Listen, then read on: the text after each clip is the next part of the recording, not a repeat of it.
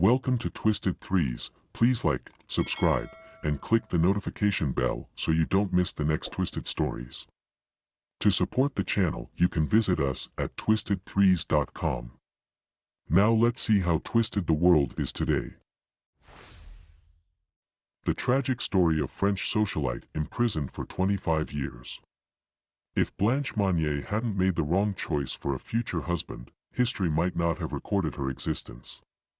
Loving the wrong man was serious business in the past, as the incredible story of a French young woman who was secretly locked up in a small room for 25 years shows.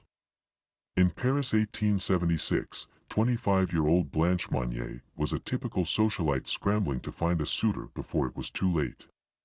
She fell in love with an older, broke lawyer who her aristocratic mother disliked and set her heart on marrying him.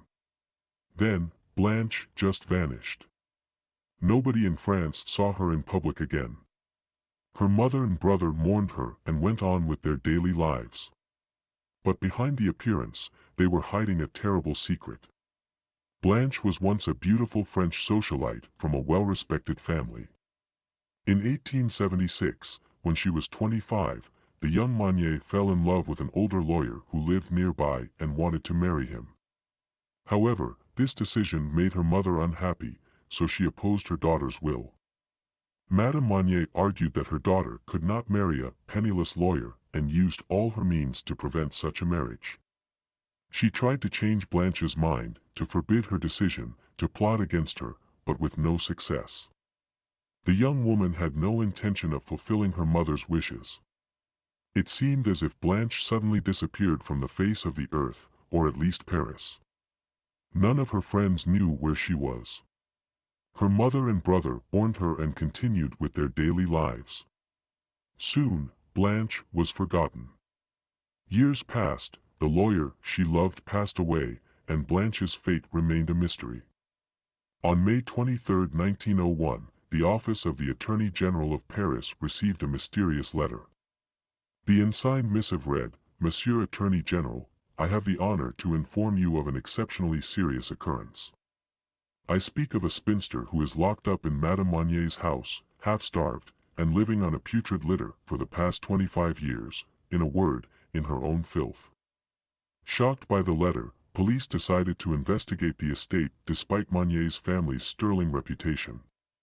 A group of officers broke into the house, searched the premises, and upstairs noticed a padlocked door. When they removed the lock, a horrifying smell filled their noses. To their surprise, an extremely malnourished woman cowering on the bed, covered in food and feces, was squinting through the light she had not seen in 25 years. Blanche Monnier, now weighing just 55 pounds, had been kept prisoner for a quarter of a century. She had not seen the light or another human being during that time. Such claims were shocking for the police. It was a monstrous scenario, and no one could believe that Madame Monnier was capable of such a thing. She was a well-respected citizen in Paris, from an aristocratic family, awarded for her generous contributions to the city by the Committee of Good Works.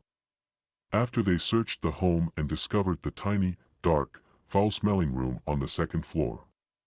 They pried open the windows. There was Blanche Monnier. Or at least what was left of her.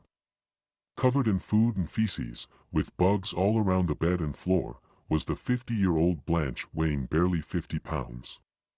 She didn't resemble a human.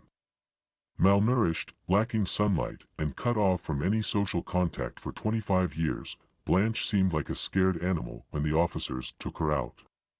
Her mother was immediately arrested but died in prison after only 15 days. Before her death, she confessed to the inhumane treatment of her daughter. A witness described the gruesome discovery. The unfortunate woman was lying completely naked on a rotten straw mattress.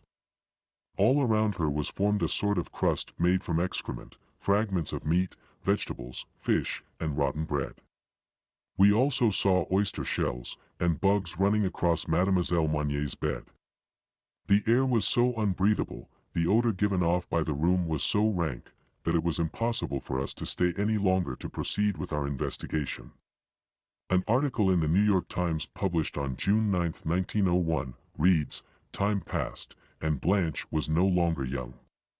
The attorney she so loved died in 1885. During all that time the girl was confined in the lonely room, fed with scraps from the mother's table when she received any food at all. Her only companions were the rats that gathered to eat the hard crusts that she threw up on the floor. Not a ray of light penetrated her dungeon, and what she suffered can only be surmised. Blanche's brother, Marcel, was first sentenced to 15 months in prison, but later released as he never physically restricted his sister's movement. He even said that it was her choice not to move, not that she wasn't permitted to leave.